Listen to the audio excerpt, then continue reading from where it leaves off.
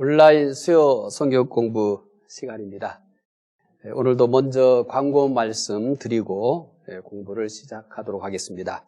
다음 주일이면 19일입니다. 19일과 그 다음 주일 26일까지, 그러니까 2주 동안 7월 마지막 주일까지는 전교인이 온라인으로 주일 예배를 드립니다.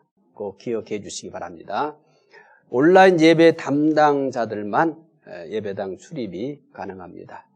조금 이제 코로나19 광주 상황이 조금씩 좋아집니다. 그러니까 이럴 때일수록 서로 조심해 주시고 또 방역 지침을 따르게 되면 좀 더 빨리 코로나19가 소멸되어서 우리가 좀 더 편안하게 예배를 드릴 수 있습니다. 특별히 이 방문 판매하는 곳, 광주 코로나19 확진이 이 방문 판매하는 곳에서부터 시작이 돼서 여기까지 왔습니다. 그러니까 절대 방문 판매하는 곳 가지 마시기를 바랍니다. 또 여행이나 또 사우나 그리고 카페, 식당 등 당분간은 좀 자제해 주시기를 바랍니다. 서로가 조금씩 더 조심하고 또 이 거리두기를 하시게 되면 더 빨리 코로나19 상황을 우리가 벗어나서 일상으로 돌아갈 수가 있습니다. 우리 성도들 더 적극적으로 잘 따라주셔서 우리 모든 중북교회 가족들은 건강하고 안전하시기를 바랍니다. 오늘은 이제 13강 공부를 하게 됩니다. 믿는 사람들의 국가관입니다. 베드로전서 2장 13절부터 17절까지입니다. 베드로전서 2장 13절부터 17절 신약성경 379쪽입니다.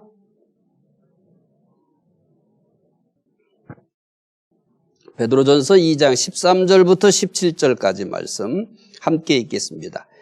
인간의 모든 제도를 주를 위하여 순종하되 혹은 위에 있는 왕이나 혹은 그가 악행하는 자를 징벌하고 선행하는 자를 포상하기 위하여 보낸 총독에게 하라. 곧 선행으로 어리석은 사람들의 무식한 말을 막으시는 것이라. 너희는 자유가 있으나 그 자유로 악을 가리는 데 쓰지 말고 오직 하나님의 종과 같이 하라. 뭇사람을 공경하며 형제를 사랑하며 하나님을 두려워하며 왕을 존대하라. 13강 믿는 사람들의 국가관 공부하기 전에 지난주 공부했던 내용 복습을 하겠습니다. 지난주 12강 복습 첫 번째 질문이 믿는 사람은 세상에서 어떤 존재입니까? 라고 하는 것이었습니다. 이 질문에 대한 답은 믿는 사람은 세상에서 나그네입니다. 베드로전서 2장 11절이죠. 두 번째 질문은 나그네는 세상에서 어떻게 살아야 합니까? 첫째는 육체의 정욕을 제어해야 됩니다. 베드로전서 2장 11절입니다. 두 번째는 선을 행해야 합니다. 베드로전서 2장 12절이죠. 세 번째 질문은 선을 행해야 할 이유는 무엇입니까? 이 부분에 대한 답은 비방하는 사람들이 우리의 착한 행실을 보고 예수님께서 다시 오시는 날 하나님께 영광을 돌리게 하기 위해서라고 했습니다. 베드로전서 2장 11절부터 3장 12절까지는 믿는 사람은 어떻게 살아야 하는가를 말씀하고 있습니다. 좀 더 세분하면 다음과 같습니다. 지난주에도 2장 11절부터 3장 12절까지 이 내용을 대략적으로 소개했었죠. 그러니까 2장 11절부터 3장 12절은 믿는 사람은 어떻게 살아야 합니까? 5가지 주제를 소개하고 있습니다. 첫 번째는 2장 11절부터 12절 사회생활의 원론, 지난주에 공부했던 내용이죠. 두 번째는 2장 13절부터 17절은 국가관입니다. 오늘 배울 말씀입니다. 세 번째는 2장 18절부터 25절은 직장생활입니다. 이것은 다음 주에 공부하게 되겠습니다.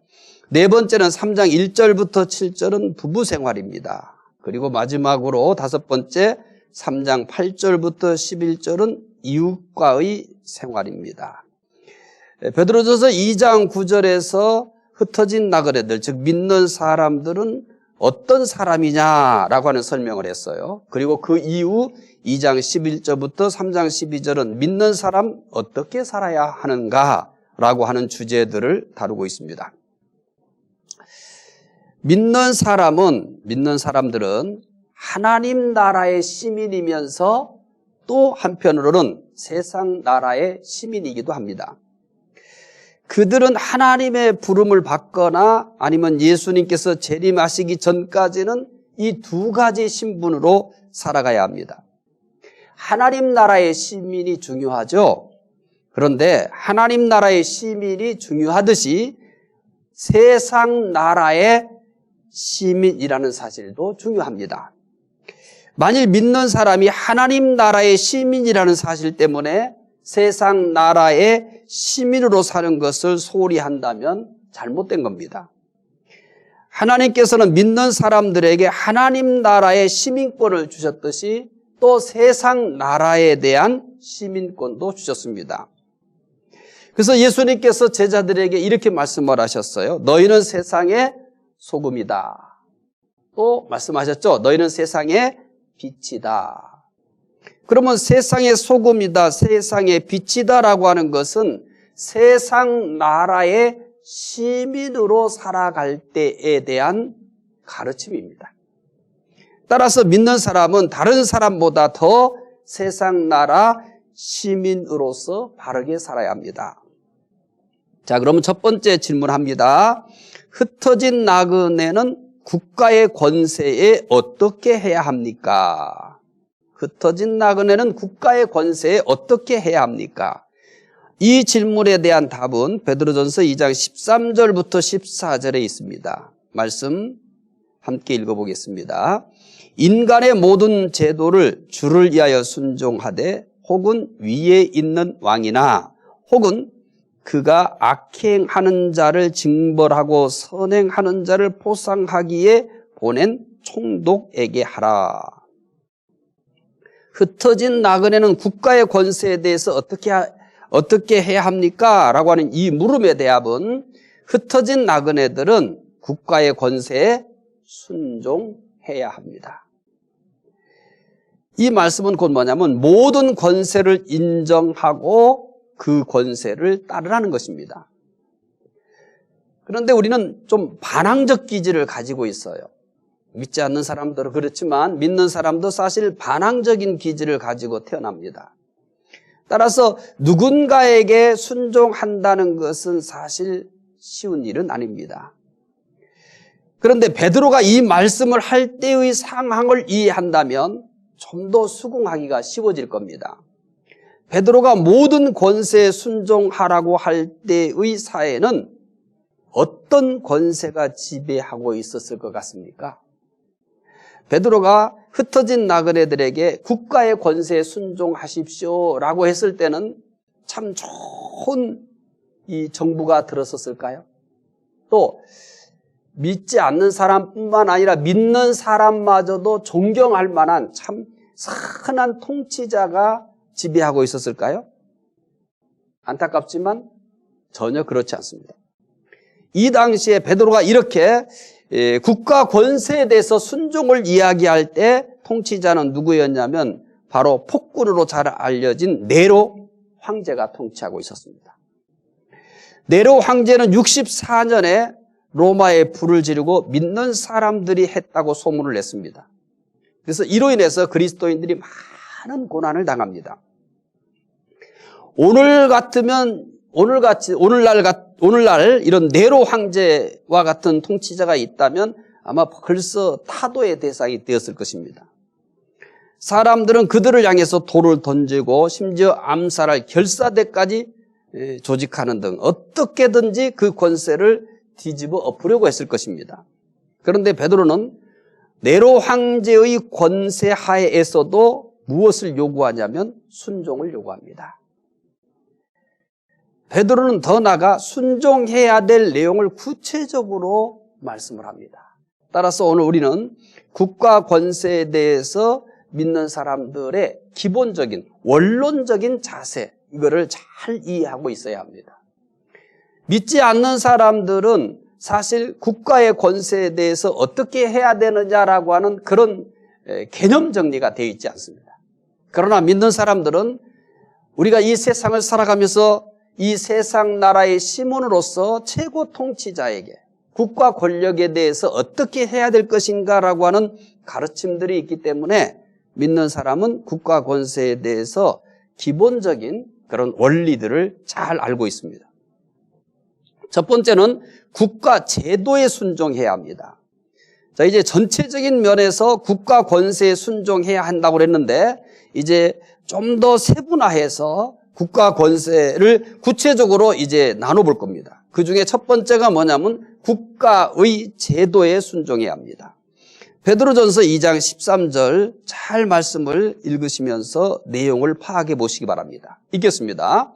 인간의 모든 제도를 주를 위하여 순종하되 혹은 위에 있는 왕이나. 여기 인간의 모든 제도는 국가의 제도를 의미합니다. 국가의 제도를 인간의 모든 제도 이렇게 얘기하고 있어요. 흩어진 나그네들은 국가의 제도에 순종해야 합니다. 물론 이 베드로전서는 흩어진 나그네들에게 쓰는 내용이지만 그들에게만 국한된 것은 아닙니다. 그들에게 문자적으로 적용해야 될 것이 있지만 또 오늘을 살아간 믿는 사람들에게도 확장해서 적용해야 될 내용이 있습니다.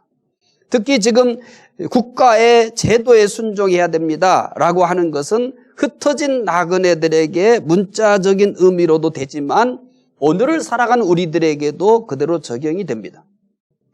여기서 주의해야 될 것이 있습니다. 모든 제도를 인간이 세운 것으로 보고 있지 않다는 것입니다.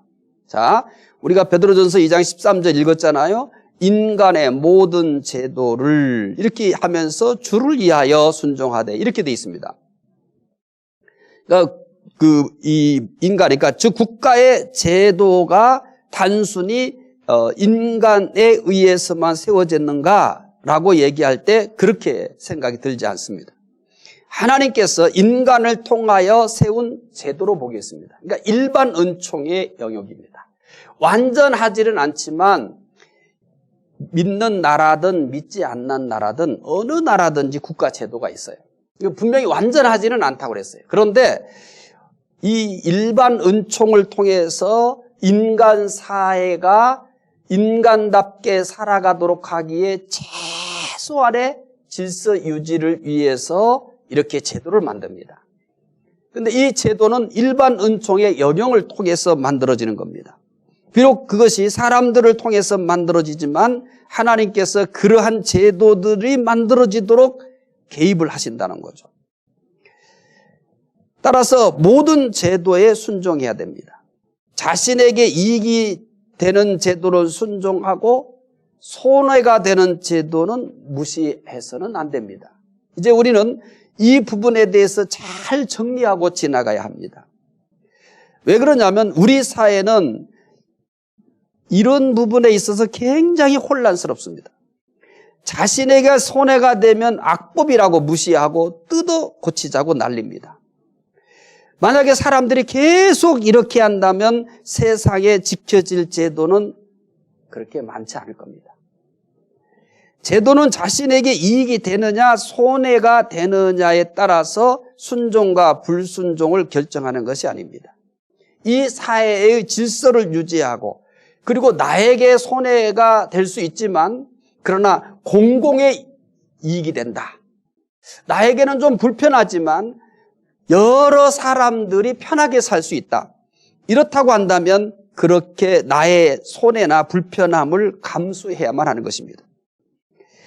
그래서 이익이나 손해와 상관없이 하나님의 사람을 통해서 세우신 제도이기 때문에 믿는 사람들은 기본적으로 국가의 제도에 순종을 해야 됩니다. 지금 여러분들에게 소개하는 것은 원론적인 얘기입니다. 그러니까 원론적인 얘기이기 때문에 이제 현상에 따라서 그것을 우리가 어떻게 해석해야 되고 이것을 어떻게 적용해야 하느냐라고 하는 것은 이제 뒤에 가서 방향을 말씀해 드릴 겁니다. 자, 흩어진 나그네들은 국가 제도에 순종해야 합니다. 또 순종해야 될 것이 있어요. 다시 베드로전서 2장 13절 읽어보겠습니다. 함께 읽겠습니다. 인간의 모든 제도를 주를 위하여 순종하되 혹은 위에 있는 왕이나 이렇게 얘기했어요. 두 번째는 왕에게 순종해야 합니다. 왕에게 순종해야 돼. 그러니까 첫 번째는 포괄적으로 시작했어요. 인간의 모든 제도를 주를 위해 순종하되 그 다음부터는 조금 더 구체화시키는 겁니다. 그래서 왕에게 순종해야 됩니다. 흩어진 나그네들은 왕에게 순종해야 합니다.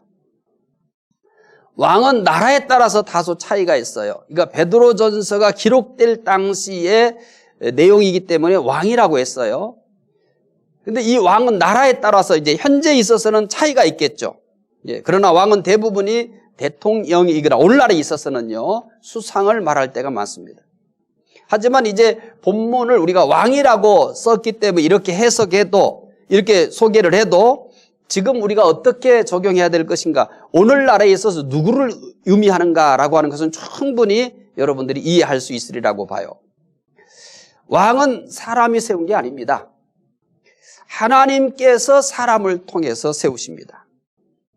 이 원론적인 얘기입니다. 원론적인 얘기니까 여러분들이 원론적인 것에 대해서 정확한 이해를 하고 그 다음에 이제 현실적인 문제에 대한 해석은 그 다음의 문제입니다. 그러니까 원론적인 문제에 대해서 기초를 쌓지 않고 자꾸 현상적인 문제, 현실에 있어서 어떻게 해야 되나 이걸 고민하지 마세요. 예를 들어서 우리가 구구단을 산수를 공부하기에 앞서서 제일 먼저 구구단을 배우잖아요. 그리고 그 이후에 다른 더 어려운 문제들 이런 것들을 다뤄가는 거잖아요. 국가에 있어서도 마찬가지입니다. 일단은 여러분들이 여러 가지 좀 생각이 복잡할 수도 있고 또 다른 생각들이 날 수가 있겠는데 일단 그런 것들은 접어두시고 일단 원론적인 성경의 가르침에 충실하시면 그 다음에 현상적으로 생기는 문제들은 그때에 따라서 하나씩 또 해결할 수 있는 그런 능력이 생깁니다. 이 계층에 따라 왕의 통치가 마음에 맞지 않을 수 있습니다. 또 성향에 따라서, 계층에 따라서도 그렇지만 그 사람의 성향에 따라서 이 최고 통치자의 통치가 마음에 맞지 않을 수도 있습니다. 그렇다고 왕의 권위를 부정해서는 안 됩니다. 각 계층마다 왕이 못마땅하다고 왕이 권위를 부정한다면 그 사회는 무정부 상태가 되는 것입니다. 그렇게 되면 왕의 통치로 못마땅할 때마다 더 심각한 문제가 빠지게 됩니다. 그 통치자를 인정하지 않는 거죠. 통치자를 무시하게 되는 거죠. 그렇다면 통치가 제대로 이루어질 수가 없는 것입니다. 그래서 가장 기본적으로는 왕에게 순종하는 것, 이것이 원론적으로 가장 중요합니다. 오늘 살아가는 우리 현대 크리스찬들은 굉장히 복잡하잖아요. 지역에 따라서 다를 수도 있고 또 나이에 따라 다를 수 있고 또 성향에 따라 다를 수 있어요. 그런데 최고 통치자는 모든 지역의 사람을 만족시킬 수도 없고 또 모든 연령대의 사람들의 요구를 다 만족시킬 수도 없고 사람들의 성향이 다 다른데 그 성향을 다 만족시킬 수가 없는 겁니다. 따라서 우리는 기본적으로는 그 최고 통치자가 나와 성향이 맞지 않는다고 해서 또 나와 다른 지역의 출신이라고 해서 무시하거나 함부로 말하는 것은 절대 온전한 신앙의 모습이 아니라고 볼 수 있습니다. 자, 흩어진 나그네들은 국가의 제도에 순종해야 됩니다. 그리고 왕에게 순종해야 됩니다. 또 순종해야 할 것이 있습니다. 세 번째는 총독에게 순종해야 합니다. 이제 14절 읽으시겠습니다. 베드로전서 2장 14절입니다. 함께 읽겠습니다. 혹은 그가 악행하는 자를 징벌하고 선행하는 자를 포상하기 위해 보낸 총독에게 하라. 이제 세 번째 좀 더 이제 구체적으로 자꾸 이렇게 좁혀오는 겁니다. 총독에게 순종해야 된다. 이 총독은 로마 황제가 정복한 각 지방을 통치하기 위해 세운 사람입니다. 이 흩어진 나그네들은 이런 총독에게 순종하라 이렇게 얘기합니다. 베드로전서는 이 베드로전서를 기록할 당시의 이 사회적 상황, 이거를 반영하고 있기 때문에 이렇게 얘기를 하는 겁니다. 예를 들면 이스라엘의 빌라도 같은 사람입니다. 이 빌라도는 로마에서 그 팔레스타인 지역을 통치하기 위해 세운 총독이에요. 그리고 헤롯은 유대인의 왕입니다. 빌라도는 로마 황제가 파견한 총독이고요. 그렇다면 총독에게 순종하라는 말은 간단한 문제가 아니라는 것을 쉽게 발견할 수 있을 겁니다. 유대인들에게 있어서 빌라도는 로마 황제 가이사보다 더 먼저 타도해야 될 대상입니다. 지금 그들의 땅에서 가이사를 대신해서 통치 행위를 하고 있기 때문입니다. 그런데 베드로는 그런 총독에게 순종하라고 합니다. 정말 이성적으로 이해하기 어려운 요구를 하고 있습니다. 오늘 우리들에게도 이렇게 권력자들에게 순종하라고 하는 것이 그렇게 썩 편하지는 않을 겁니다. 하지만 이 당시에 흩어진 나그네들에게 이렇게 가르칠 때는 우리가 느끼는 것과는 비교도 안 되는 그런 불편함을 느낍니다. 우리는 이 부분에 있어서 새롭게 눈을 떠야 합니다. 많은 사람들이 주장하고 있다고 성경적인 것은 아닙니다. 사람들의 목소리가 너무 크면은 하나님의 음성이 들리지 않습니다. 빌라도가 예수님을 재판할 때 사람들의 소리가 정의를 이겼던 것처럼 말입니다. 인본주의가 승리하면 안 됩니다. 세상은 날이 갈수록 어떤 중심으로 흘러갈까요? 인본주의 중심으로 흘러가는 겁니다. 인간의 이성이 승리하면 안 되는 겁니다. 사람의 소리가 승리하면 안 되는 겁니다. 오직 하나님의 말씀이 승리해야 하는 것입니다. 순종이라는 말씀이 나왔기 때문에 이 부분을 좀 더 발전시켜서 살펴볼 겁니다. 예수님께서는 순종의 질서를 굉장히 강조합니다. 그러니까 인간관계에 있어서 이 질서를 어떻게 잡으려고 하냐면 순종이라는 것을 통해서 질서를 잡으려고 합니다. 어디든지 사람이 모인 곳에서는 뭐가 필요하냐면 질서가 필요합니다. 그런데 성경에서는 이 질서를 위해서 어떤 교훈을 하냐면 순종이라는 말씀을 합니다. 예를 들어서 자녀는 부모에게 순종하라 이렇게 말씀을 해요. 자녀는 부모에게 순종하라. 이제 가정에서의 질서 유지를 위한 거죠. 이 가정도 여러 사람이잖아요. 그러다 보면 가정의 질서가 필요한 거예요. 그래서 가정의 질서 유지를 위해서 교훈한 것이 뭐냐면 자녀는 부모에게 순종하라. 두 번째는 아내는 남편에게 순종하라 이렇게 되어 있습니다. 이것은 상하 계급의 문제가 아닙니다. 똑같습니다. 똑같은데 그래도 여러 사람이다 보니까 질서가 필요하잖아요. 그래서 순종이라고 하는 말씀을 하는 겁니다. 이제 주종관계입니다. 옛날에는 직업이 주종관계에서 이루어졌기 때문에 그렇게 얘기하는 겁니다. 근데 그대로 소개할게요. 세 번째, 종은 주인에게 순종하라고 합니다. 여기에도 질서 유지가 필요하잖아요. 그래서 이것도 역시 순종이라는 것을 통해서 질서를 유지하려고 합니다. 국민은, 네 번째입니다. 국민은 국가의 제도나 권세에 뭐하라고 얘기했습니까? 순종하라. 이렇게 얘기합니다. 그래서 성경에서 이 다수의 사람이 모였을 때 다수의 사람이 어우러져서 살 때 질서가 필요해요. 그러면 이 질서가 필요한 것에는 언제나 똑같은 가르침을 합니다. 그게 뭐냐면 순종입니다. 따라서 순종이라고 하는 것이 어떤 계급의 차이를 얘기하거나 신분의 차이를 얘기하는 게 아닙니다. 근데 우리는 순종이라는 단어를 그렇게만 배운 거예요. 뭔가 누구에게 억압당하는 것 같고 어떤 심에 내가 굴복해서 그렇게 해야만 된다고 생각하는 거예요. 그런데 성경은 그런 개념의 것이 아닙니다. 사람은 언제나 똑같은 수평선상에 놓습니다. 그런데 이 수평선상에 놓지만은 그런데 여러 사람이다 보니까 반드시 질서가 있어야 되잖아요. 그래서 그 질서 유지가 필요한 곳에다가 항상 어떤 말씀을 하냐면 순종을 얘기하는 것입니다. 우리가 하나님께서 우리 모든 사람을 하나님의 형상으로 똑같이 보기 때문에 수평선상에 놓고 그런데 수평선상에 놓지만은 그런데 질서가 필요해요. 그 질서 유지를 위해서 성경의 가르침은 언제나 순종입니다. 그러니까 이러한 기본적인 이해를 하고 순종을 받아들이게 되면은 순종은 아까 얘기한 것처럼 신분의 차이에서 생기는 게 아니에요. 계급의 차이에서 생기는 게 아니에요. 계급이라는 것을 통해서 순종이라는 것을 가져온 게 아니고 질서 유지를 위해서 순종을 얘기하고 있는 겁니다. 그러나 오늘 우리 사회가 질서가 많이 깨진 이유가 뭘 것 같아요? 다름 아닌 이 순종을 하지 않기 때문에 그래요. 자녀가 부모에게 순종하지 않습니다. 아내가 남편에게 순종하지 않습니다. 또 부하 직원이 상사에게 순종하지 않습니다. 국민이 국가의 제도나 권세에 순종하지 않습니다. 왜 그럴까요? 왜 그럴까요? 탈권위 시대이기 때문입니다.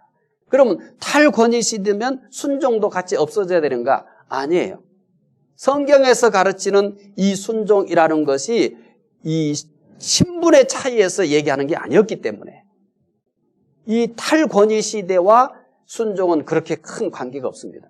단지 우리가 선입견을 잘못 가졌기 때문에 순종이라는 것은 높은 사람에 대해서 낮은 사람이 해야만 하는 그런 것으로 오해를 한 거죠. 근데 성경은 그렇게 얘기하지 않습니다.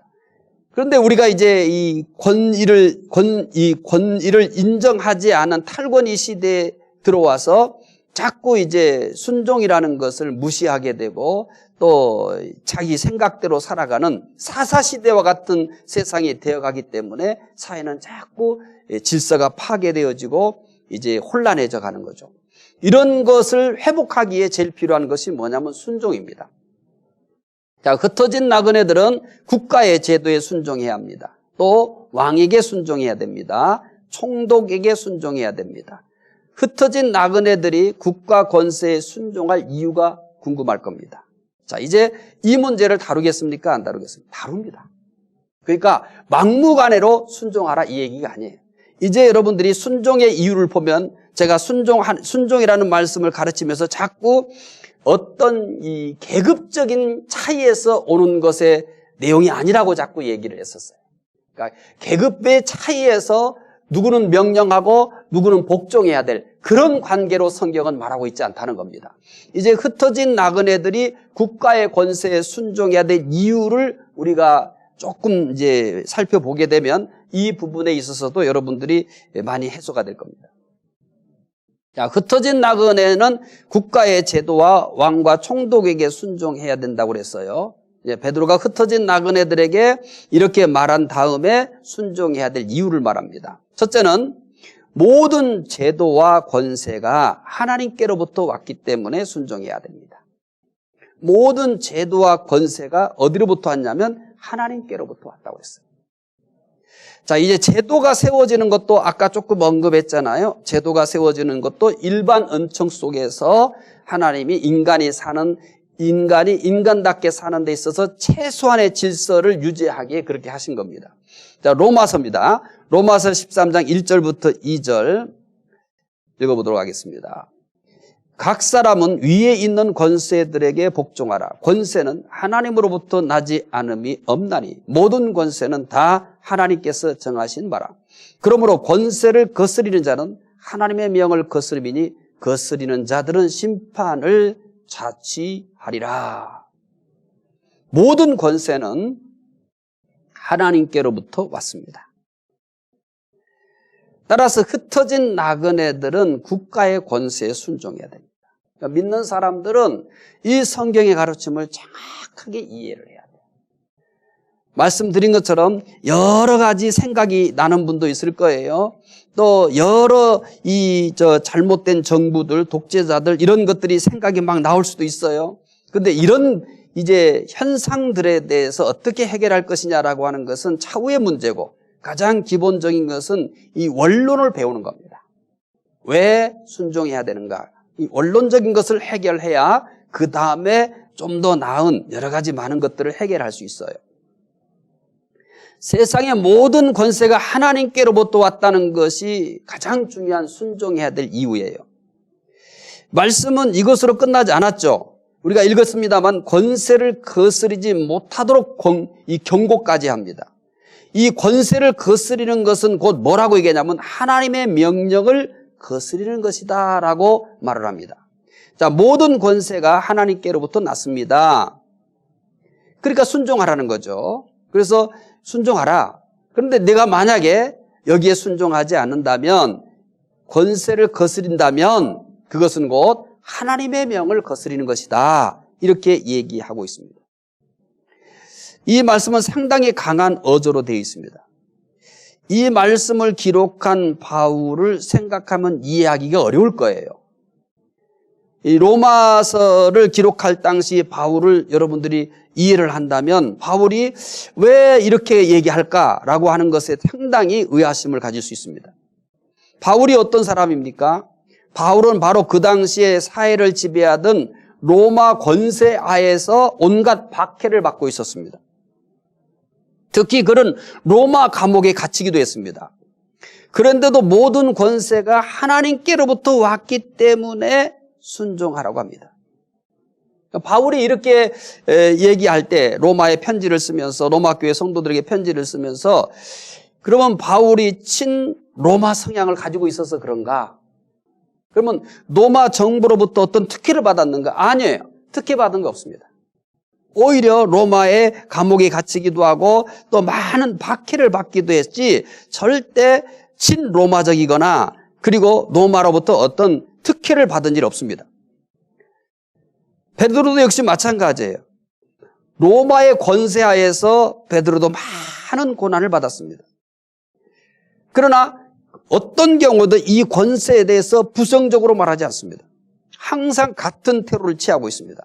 그래서 권세에 순종하라 이렇게 얘기합니다.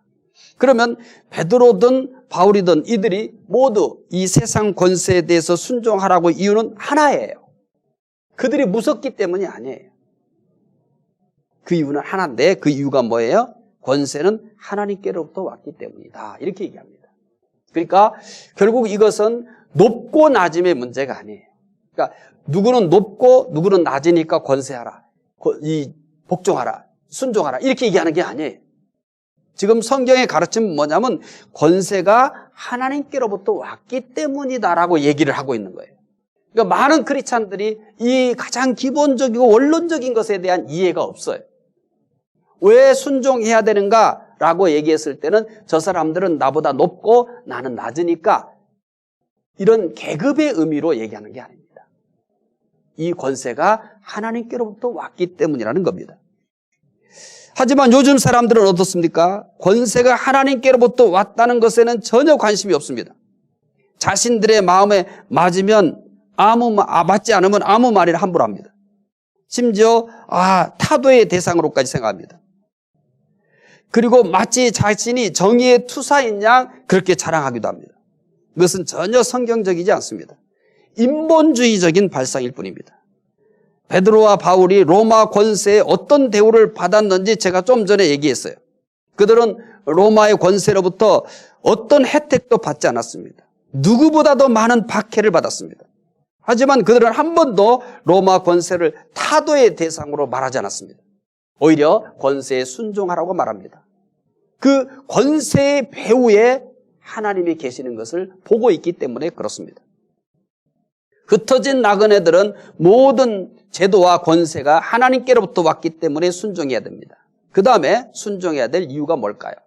자, 베드로전서 2장 13절 또 보도록 하겠습니다. 함께 읽겠습니다.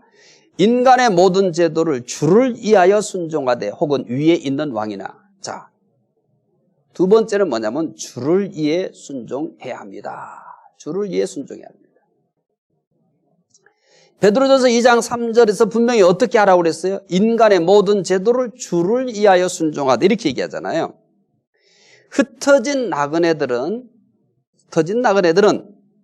주를 위해 국가의 권세에 순종해야 합니다. 자, 우리는 지금 이 국가의 권세에 순종해야 될 이유를 공부하고 있죠. 시작하면서 여러 번 반복했어요. 이 순종이라는 것을 어떻게 해석하면 안 된다고요? 높고 낮음의 관계에서 이루어지는 게 아니에요. 권세가 하나님께로부터 왔기 때문에 순종하라는 겁니다. 왜 순종해야 돼요? 이제 두 번째 이유로는 주를 위해 순종하라는 것입니다. 계속해서 순종의 이야기를 하지만, 순종에 대한 말씀을 하지만 어디에서도 이 순종을 높고 낮음의 관계에서 해석하지 않습니다. 하나님에게서 그 이유를 찾습니다. 권세가 하나님께로부터 왔으니까 순종하세요. 또 누구를 위해 순종하세요? 주를 위해서 순종하세요 라고 말합니다. 만약 국가의 제도와 권세에 순종하지 않으면 그것을 세우신 주님께 순종하지 않는 것입니다. 믿는 사람들은 국가의 제도와 권세가 두려워서 순종하는 거 아닙니다. 힘이 없기 때문에 순종하는 게 아닙니다. 믿는 사람들은 국가의 그 어떤 것도 두려워하지 않습니다. 그들은 오직 주님 한 번만 두려워합니다. 따라서 그들은 어떤 국가의 제도나 권세가 불이익을 주고 고난을 주어도 최선을 다해서 순종합니다. 순종하는 이유가 뭐예요? 권세가 무서워서요? 아닙니다. 주를 위해서입니다. 이것은 국가의 제도나 권세의 순종만이 아닙니다. 모든 순종의 원인이기도 합니다. 자녀들은 어떻게 순종하라고 말합니까? 주 안에서 순종하라고 말합니다. 아내 역시 마찬가지입니다. 주께 하듯 남편에게 순종하라고 말합니다. 종은 그리스도께 하듯 주인에게 순종하라고 말합니다. 국민은 주를 위해 국가의 제도와 권세에 순종해야 됩니다. 모든 순종의 원인이 주님께 있습니다. 저는 온라인 수요 성경 공부하시는 분들이 좀 더 나은 수준의 그 크리스찬들이 됐습니다. 특별히 이제 베드로전서를 공부했을 때는 참 잘 배웠다. 이렇게 우리들의 삶의 수준과 또 이 세상을 보는 것의 수준과 이런 것들이 조금씩은 나아졌으면 합니다. 내가 왜 순종해야 돼? 이렇게 얘기했을 때 뭐예요? 주를 위해서. 저 사람 내 마음에 안 맞아. 저 사람은 나하고는 성향이 달라. 저 사람은 우리 지역이 아니야.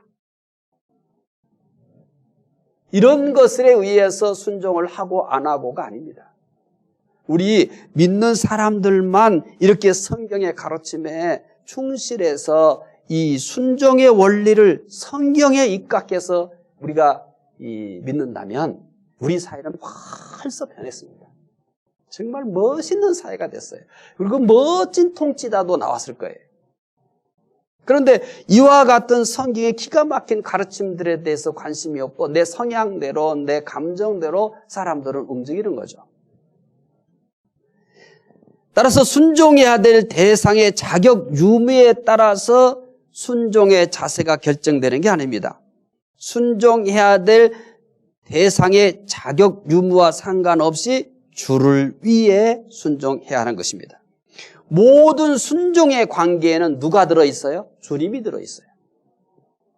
자녀가 부모에게 순종하던 것도 역시 그 자녀가 부모에게 순종하는 데 있어서도 그 순종의 가장 큰 이유가 뭐냐면 주님이에요. 그래서 주 안에서 순종하라 이렇게 얘기합니다.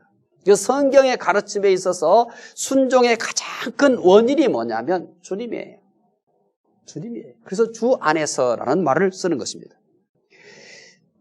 흩어진 나그네들은 모든 제도와 권세가 하나님께 왔기 때문에 순종해야 돼요. 두 번째는 뭐예요? 주를 위해 순종해야 돼요. 그 다음에 또 순종해야 될 이유가 무엇일까요? 세 번째는 어리석은 사람의 입을 막기 위해서 순종해야 합니다. 이거는 이제 시대를 반영한 겁니다. 그러니까 베드로가 흩어진 나그네들에게 지금 순종을 이야기해요. 특별히 국가의 권세에 대해서. 그런데 그들에게 순종해야 될 이유 하나를 더 얘기하는데 어리석은 사람의 입을 막기 위해 순종해라. 이것은 그 당시의 상황을 아주 강하게 반영한 겁니다. 베드로전서 2장 15절을 읽어보겠습니다. 곧 선행으로 어리석은 사람들의 무식한 말을 막으시는 것이라. 이렇게 얘기합니다.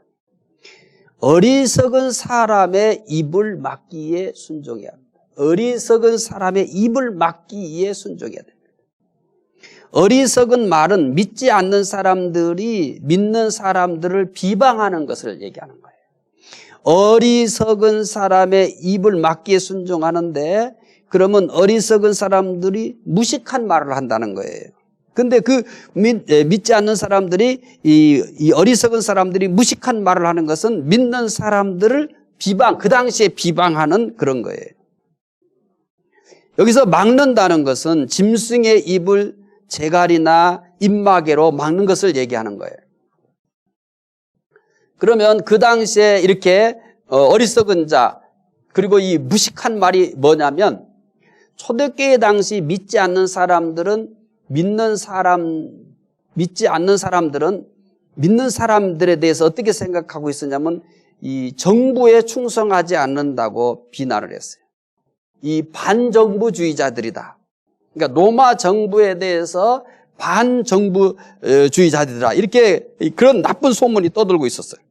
또 믿는 사람들은 살과 피를 먹는다고 해서 식인종이라고 했어요. 왜 그러냐면 선찬식 때문에 그래요.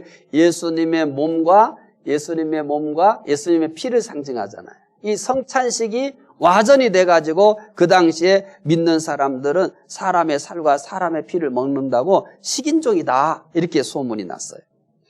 또 어떤 소문들이 퍼져 있었냐면 형제 자매끼리 결혼한다고 근친상간을 한다고 비난했어요. 왜 그래요? 믿는 사람들은 서로 뭐라고 불러요? 형제님, 자매님 이렇게 불렀어요. 그러니까 형제님, 자매님 이렇게 한 가족이라고, 또 다 하나님을 아버지라고 부르면서 한 가족이라고 이렇게 얘기하잖아요. 이런 그 기독교 문화를 이해하지 못해서 뭐라고 얘기하냐면 저 사람들은 근친상간을 한다. 이런 이 소문들이 아주 무성했어요. 믿지 않는 사람들의 이런 비난을 막기 위해서 국가의 제도나 또 권세에 뭐 하라고 그래요? 순종해라. 이렇게 믿는 사람들을 반정부주의자들이고 이렇게 식인종이고 근친상간을 하고 이렇게 나쁜 소문들이 이 어리석은 자들이에요. 그래서 이런 말들을 뭐라고 해요? 어리석은 자들의 입이에요. 그리고 이런 말들에 대해서 무식한 말이라고 이렇게 얘기했어요. 그래서 그 당시의 상황을 반영한 거예요. 그래서 믿지 않는 사람들의 이런 비난을 막기 위해서 국가의 제도나 권세에 순종하라 이렇게 얘기합니다. 특히 요즘에 코로나19로 인해서 교회가 특별히 이렇게 덕이 되지는 못하는 일이 많아요. 그러니까 정말 잘해서 칭찬받는 교회도 있어요. 근데 그렇지 못한 잘하고 있는 교회들은 문제가 안 생기니까 언론에 노출이 안 돼요. 그런데 이제 제대로 하지 못하고 지금까지 이걸 무시해버리고 방역지침을 무시해버리고 자기들 하고 싶은 대로 하고 또 뭐 식사도 하고 뭐 이렇게 방역지침을 안 지키고 그러다가 거기에서 확진자가 나와가지고 결국은 문제가 되잖아요. 이렇게 하시면 안 되는 거예요. 좀 마음에 맞지 않는 것이 있을지라도 지금 여러 가지 어렵잖아요. 그러니까 교회는 이 보건당국에서 내린 방역지침보다 더 철저히 잘 지키면서 모범이 돼야 돼요. 그래서 이 코로나19가 완전히 종식되었을 때 교회에 대한 이미지가 좋고 교회가 제일 안전했고 이 어려운 때 교회가 참 잘했다 이런 칭찬을 받아야 될 텐데 지금 우리 그렇게 돼 있지 않잖아요. 참 마음이 아프고 속상하기도 해요. 이렇게 어려울 때 정말 교회가 철저히 하고 잘하면은요, 이 어려운 것이 오히려 우리에게 더 큰 유익이 되고 또 하나님의 영광을 받으실 수 있을 텐데 그렇게 하지 못한 것이 참 슬프기도 하고 안타깝습니다. 국가의 제도나 권세 순종으로 더 이상 이 비난을 받지 않도록 입을 막기 위해서 이렇게 베드로는 흩어진 나그네들에게 교훈하고 있습니다. 오늘 믿는 사람들도 이 부분에 대한 교훈에 귀를 기울여야 돼요. 믿는 사람들은 국가의 제도나 권세에 순종하지 않으면 이방인들의 비난거리가 됩니다. 지금 코로나19와 관련돼서 우리는 그런 것을 정말 이렇게 뼈저리게 겪고 있잖아요. 믿는 사람들은 국가의 법을 잘 지켜야 됩니다. 이제 그렇다면 이런 문제가 있어요. 어떤 경우든지 무조건 순종해야 합니까? 이런 부분은 이제 지금부터 잠깐만 살펴볼 거예요. 왜냐하면 하나하나 이런 그 사례별로 살펴보는 것은 이 시간에는 어렵기 때문에 이것만 하나 소개하더라도 어느 정도 방향을 잡을 수 있을 거예요. 자, 그렇다면 어떤 경우에든 무조건 순종해야 하는가? 그렇지 않습니다. 순종에서 제외되는 경우도 있습니다. 다섯 번째는 이 부분을 얘기할 겁니다. 어떤 경우에 순종하지 말아야 합니까? 자, 이제 어떤 경우에 순종하지 말아야 합니까? 사드락, 메삭, 아벳느고. 이 다니엘의 세 친구잖아요. 사드락과 메삭과 아벳느고가 느부갓네살 왕이 만든 금신상에게 절하라고 할 때 순종했습니까? 안 했습니까? 순종하지 않았습니다. 순종하지 않았죠. 자, 다니엘은 다리오 왕 때 30일 동안 다른 신들에게 구하는 것을 금했을 때 순종했습니까? 안 했습니까? 순종하지 않았습니다. 사도들은 박해자들이 예수님의 이름으로 말하는 것을 금했을 때 순종했습니까? 안 했습니까?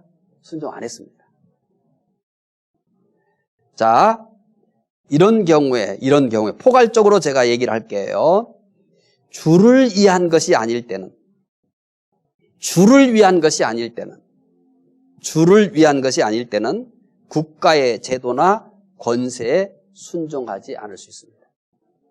그래서 순종을 얘기하면서 누구를 위해 순종하라고 그랬어요? 주를 위하여. 주를 위하여. 자, 이제 어떤 것에 대해서 우리가 갈등을 해요? 그러면 이것이 주를 위한 것인가? 주를 위한 것이 아닌가? 이것을 우리가 구분해내면 되는 거예요. 그래서 제가 포괄적으로 얘기를 한다고 그랬잖아요. 사드락과 메삭과 아벳느고 금신상에게 절을 하라고 명령했어요. 이건 주를 위한 게 아닌 게 분명하잖아요. 그래서 순종하지 않습니다. 사도들은 박해자들이 예수님의 이름으로 더 이상 말하지 말라고 했어요. 그게 순종하지 않습니다. 왜 그럴까요? 주를 위한 것이 아니기 때문에.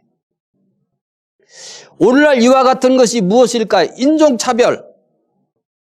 인종차별적 행동. 이거는 우리가 순종하지 않습니다.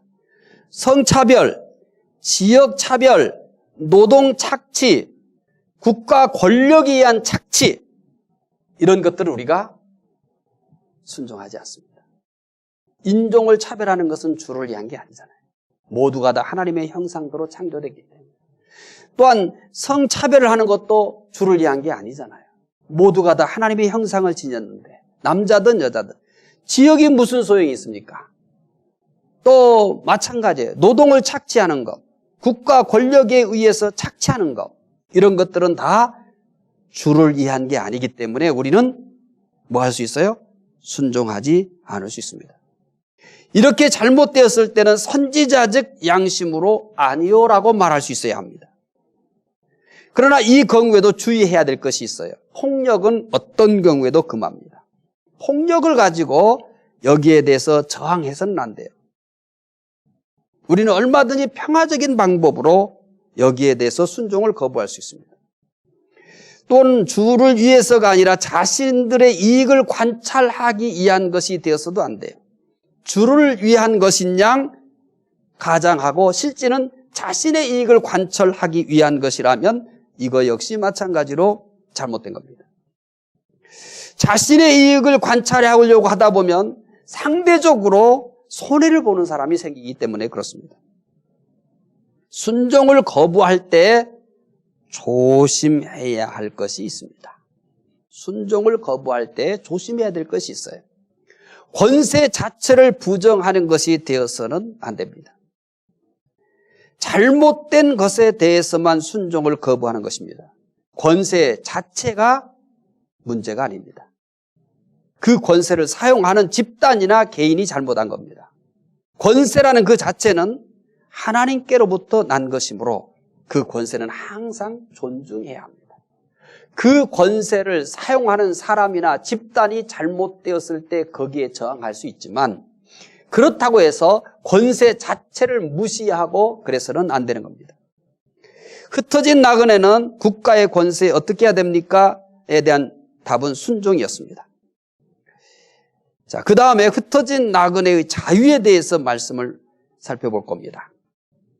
자, 첫 번째 다룬 것은 순종의 문제, 국가 이 권세에 대해서 순종이라는 부분에 대해서 얘기했어요. 두 번째 다루려고 하는 것은 뭐냐면 흩어진 나그네는 자유를 어떻게 사용해야 합니까? 라고 하는 부분입니다. 사람들이 가장 원하는 것 중 하나가 뭐냐면 자유입니다. 인류 역사 속에서 일어난 투쟁들 가운데 자유를 얻기 위한 것이 가장 많습니다. 오늘 또 많은 사람들이 자유를 누리기 위해서 노력합니다. 민주주의가 발전한 나라일수록 개인의 자유가 더 많이 허용되고 있습니다. 베드로전서 2장 16절입니다. 읽어보겠습니다. 너희는 자유가 있으나 그 자유로 악을 가리는 데 쓰지 말고 오직 하나님의 종과 같이 하라. 성경은 자유를 소중히 여깁니다. 그래서 16절의 자유는 믿는 사람들의 자유입니다. 예수 그리스도의 피로 말미암아 죄와 사망에서 구속된 자유입니다. 이 자유, 베드로전서 2장 16절에서 얘기하는 자유는 성격이 다르다는 것을 이해해야 됩니다. 믿는 사람들의 자유고, 그리고 이 자유는 예수 그리스도로 피로 말미암아 죄와 사망에서 구속된 자유예요. 믿지 않는 사람들에게는 이런 자유가 없습니다. 그러니까 믿는 사람에게 훨씬 더 많은 자유가 주어져 있습니다. 그들이 상상하지도 못하는 자유가 있는데 그게 뭐냐면 죄와 사망에서의 자유입니다. 우리는 죄로부터의 자유를 얻었어요. 죽음으로부터 자유를 얻었어요. 그런데 이 자유를 누릴지 못한다면 우리는 참 불행한 사람들입니다. 죄와 사망에서의 자유는 어떤 자유보다 중요합니다. 우리는 다시 말씀드리거니와 죄와 죽음에서 자유를 얻은 자예요. 그러니까 그럴지라도 우리는 이 죄와 그리고 사망에서 자유를 얻었는데 이 자유의 완성은 우리 주님이 재림하실 때 이루어지는 겁니다. 그래서 이 땅에서 우리는 뭐예요? 죄와 사망에서의 자유를 얻었지만 이미 이 자유를 얻었지만 아직 완성이 되지 않기 때문에 우리가 죽게 됩니다. 하지만 우리가 죽기 전에 그리스도께서 재림하신다면 죽음을 보지 않겠죠.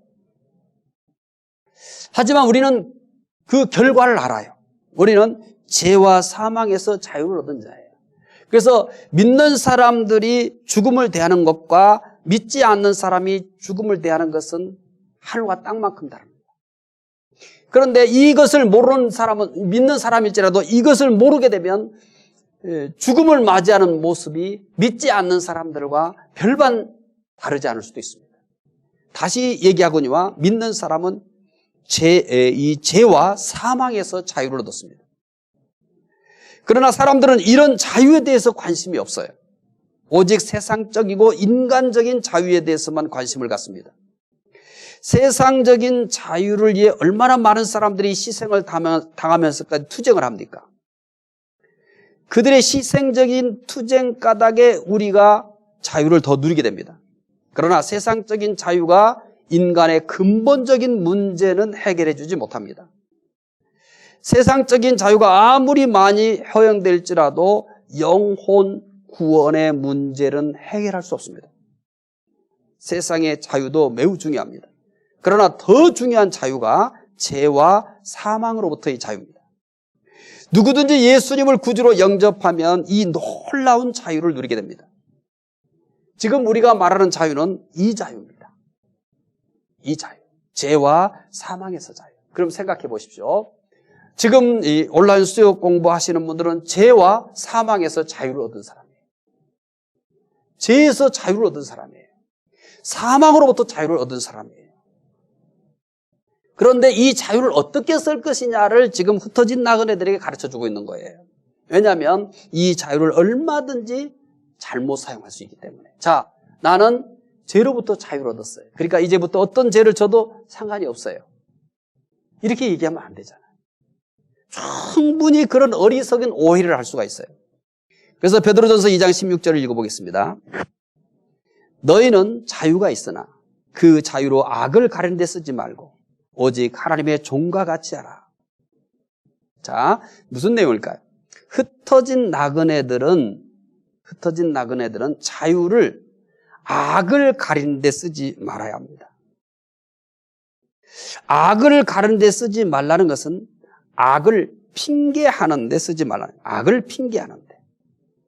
우리는 죄로부터 자유가 있어요. 그런데 이 자유를 나는 이 악을 가리는 데 사용하지 말라는 것은 어떤 악을 행하고서 그것에 대해 정당한 이유를 대거나 핑계를 대는 데 써서는 안 된다는 것입니다. 믿는 사람들의 자유는 방종을 위한 것이 아니기 때문입니다. 다른 사람을 비방하거나 판단하기 위한 것도 아닙니다. 제도나 권세에 불복하기 위한 것도 아닙니다. 그리스도인들의 자유는 무엇을 위한 것일까요? 다시 2장 16절 읽어보겠습니다. 너희는 자유가 있으나 그 자유로 악을 가르는 데 쓰지 말고 오직 하나님의 종과 같이 하라. 믿는 사람들은 자유를 하나님의 종과 같이 쓰라고 합니다. 여기에 두 단어가 충돌합니다. 두 단어가 충돌한다고 그랬어요. 자유와 종입니다. 믿는 사람들은 뭐에 분명히 자유가 있어요. 그런데 그 자유를 어떻게 쓰래요? 하나님의 종과 같이 하래요. 그래서 자유와 종이 서로 충돌을 일으키고 있습니다. 자유와 종은 조화되지 않습니다. 종이 되는 순간 우리는 자유하지 않잖아요. 자유를 누리는 순간 우리는 종이 아니잖아요. 그런데 이 베드로전서 2장 16절은 두 개를 조화를 시키고 있습니다. 조화가 되지 않는 것 같은 것을 조화를 이루는 것입니다. 이 신비입니다. 자유를 하나님의 종과 같이 사용하라고 이렇게 말하고 있습니다. 믿는 사람들은 자유를 자신을 위해서 사용하는 것이 아니라는 것입니다. 믿는 사람들은 자유를 자신을 위해 사용하는 것이 아니라는 겁니다. 다른 사람을 위해 사용하라는 것입니다. 먼저 국가의 제도와 권세에 순종하는 데 사용해야 됩니다. 그리고 다른 사람을 섬기는 데 사용해야 하는 것입니다. 이것이 자유를 바로 사용하는 것입니다. 자유를 오히려 하나님의 종으로 사는 데 사용하는 것이 기독교 윤리의 핵심입니다. 우리는 분명히 자유를 줬습니다. 우리는 믿지 않는 사람보다 더 많은 자유가 있는 겁니다. 그런데 이 자유를 하나님의 종으로 사는 데 사용하는 것이 기독교 윤리입니다. 기독교 윤리의 가장 중요한 핵이 뭐냐면 우리는 자유하지만 그런데 이 자유를 하나님의 종으로 사는데 사용하라는 것입니다. 세상 사람들은 자유를 어떻게 사용합니까? 모두 자기 몫의 자유를 찾는 데만 혈안이 되어 있습니다. 혹시나 다른 사람이 자신의 자유를 침해하지는 않을까 두 눈을 번뜩이면서 경계합니다.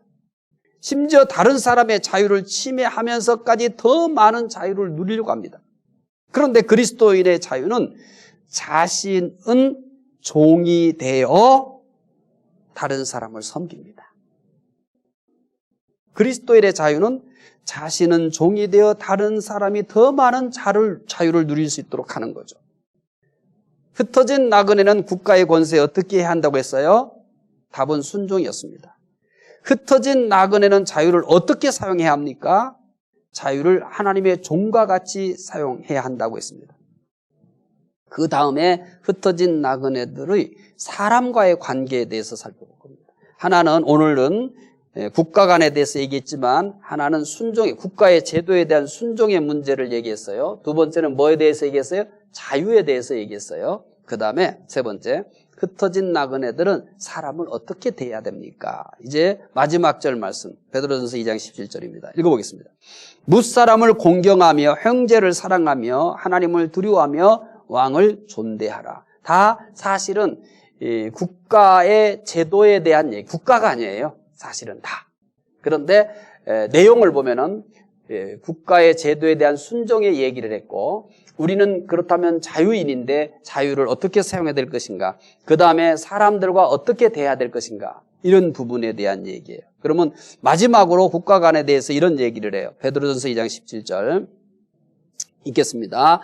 무사람을 공경하며 형제를 사랑하며 하나님을 두려워하며 왕을 존대하라.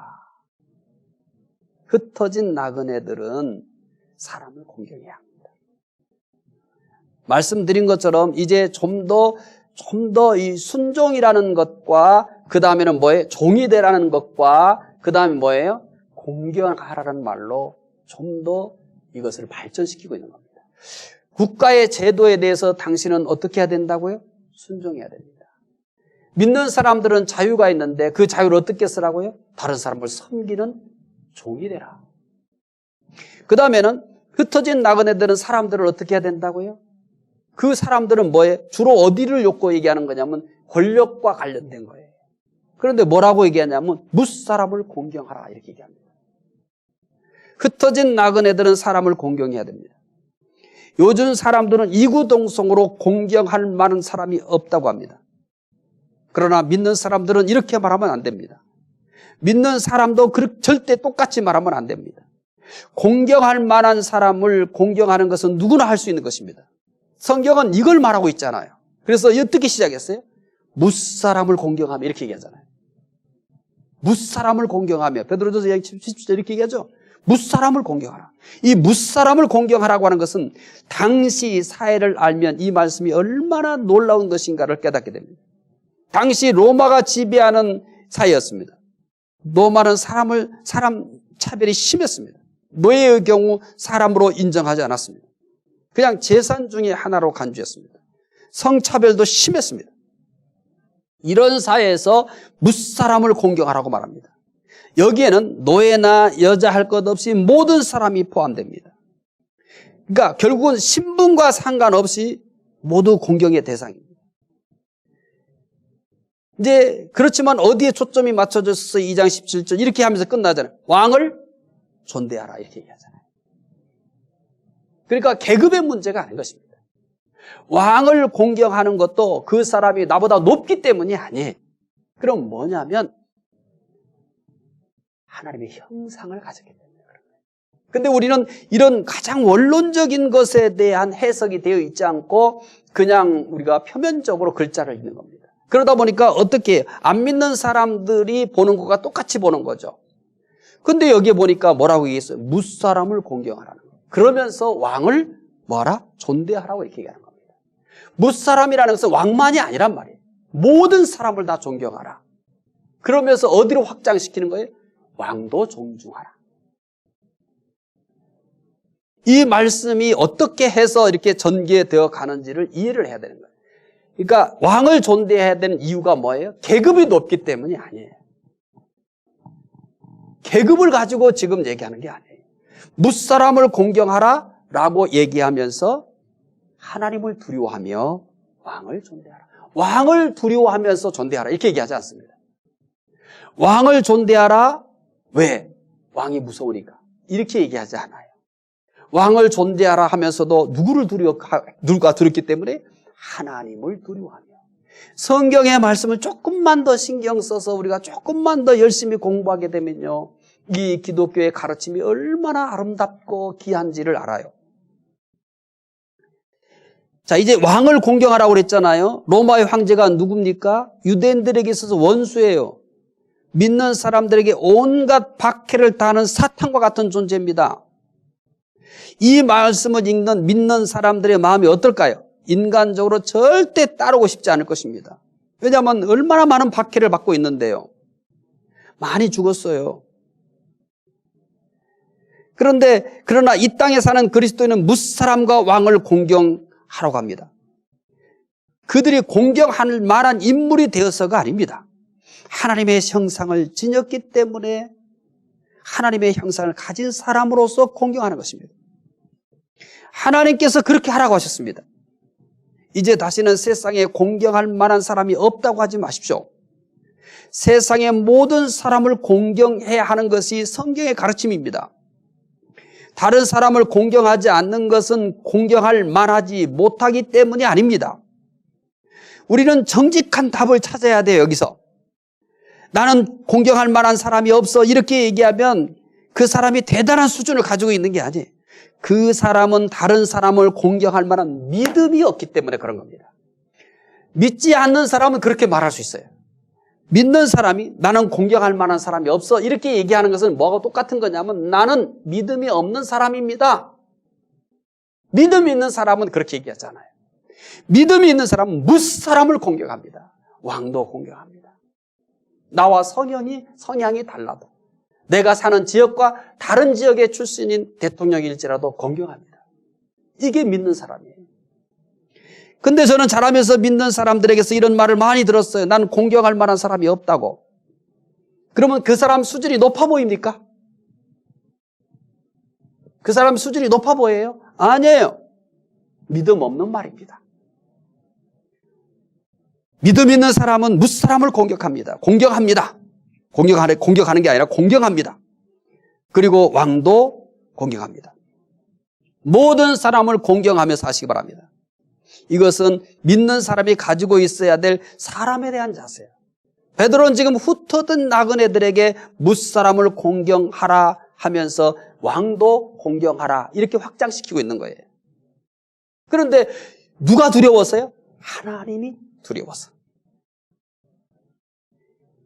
이것은 세상 사람들과 더불어 사는 그리스도인의 정말 수준 높고 아름다운 삶인 것입니다. 이제 시간이 다 됐습니다. 13과 복습하겠습니다. 흩어진 나그네는 국가의 권세에 어떻게 해야 됩니까? 크게 세 가지 얘기했어요. 국가의 권세에 대해서 어떻게 해야 돼요? 자세히 다 기억하는 거 어렵잖아요. 국가의 권세에 대해서는 순종해야 된다고 그랬어요. 그렇죠? 이제 두 번째는 뭐냐면 흩어진 나그네의 자유에 대해서 얘기했어요. 그렇죠? 좀 더 다시 할 거예요. 여러분들이 전체 내용을 빨리 익히기 위해서 전체를 얘기하는 거예요. 흩어진 나그네는 국가 권세에 대해서 어떻게 한마디로 순종해야 돼요. 그 다음에 다룬 것이 뭐냐면 흩어진 나그네의 자유에 대해서 얘기했어요. 흩어진 나그네들, 믿는 사람들을 자유를 어떻게 해야 된다고 그랬어요? 한마디로 얘기하냐면 하나님의 종과 같이 살라는 거예요. 다른 사람을 섬기면서 살라는 거예요. 그리고 흩어진 나그네들은 사람에 대해서 어떻게 해야 돼요? 흩어진 나그네들은 뭐예요? 사람을 뭐 해야 된다고 그랬어요? 공경해야 된다. 그래서 세 가지를 얘기한 거예요. 흩어진 나그네들은 국가 권세에 순종해야 된다. 흩어진 나그네는 자유를 어떻게 사용해야 되느냐? 하나님의 종과 같이 해야 된다. 섬기며 살아야 돼. 흩어진 나그네들은 사람은 어떻게 해야 되나? 공경해야 된다. 그것도 뭐가 두렵기 때문에 그래요? 지 있는 사람이 두려워서? 아니, 하나님을 두려워서. 자, 이제 자세히 복습하겠습니다. 첫째, 흩어진 나그네는 국가의 권세에 어떻게 해야 합니까? 첫째는 국가 제도에 순종해야 돼요.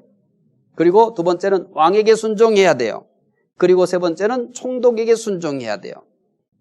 이렇게 한 이유는 이 베드로전서가 써질 때의 상황을 그대로 반영한 겁니다. 네 번째, 흩어진 나그네들이 국가의 권세에 순종해야 될 이유가 뭡니까?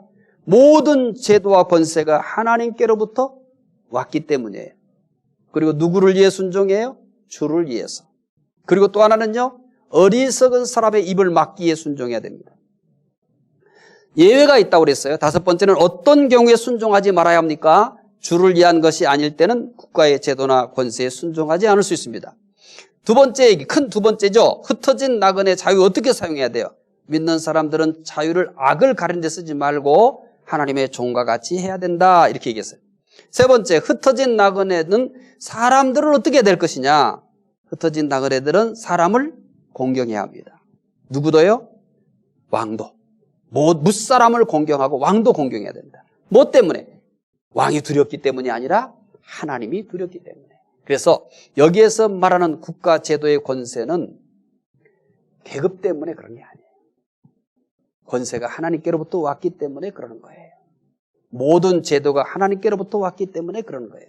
하나님 때문에 순종하는 것입니다. 기도하겠습니다. 하나님, 오늘은 흩어진 나그네들의 국가 간에 대해서 살펴봤습니다. 국가의 제도에 대해서 또 통치자에 대해서 흩어진 나그네들과 믿는 사람들은 순종해야 한다고 합니다. 그 권세가, 그 제도가 다 하나님께로부터 왔기 때문입니다. 또한 흩어진 나그네들의 자유는 하나님과 같이 종으로, 하나님의 종으로서 섬기는 데 사용하도록 요구하고 있습니다.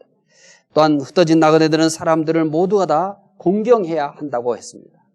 사람이 두렵기 때문이 아니라, 권세자가 두렵기 때문이 아니라 하나님을 두려워하며 그렇게 하라고 합니다. 하나님, 오늘 이 말씀도 마음에 잘 새기게 해주시고 우리가 세상에서 좀 더 나은 모습으로 빛이 되고 소금이 되는 것으로 사는데 도움이 될 수 있게 도와주시기 원합니다. 다음 시간까지 우리를 지켜주시기를 원하오며 예수 그리스도 이름으로 기도드리옵나이다. 아멘.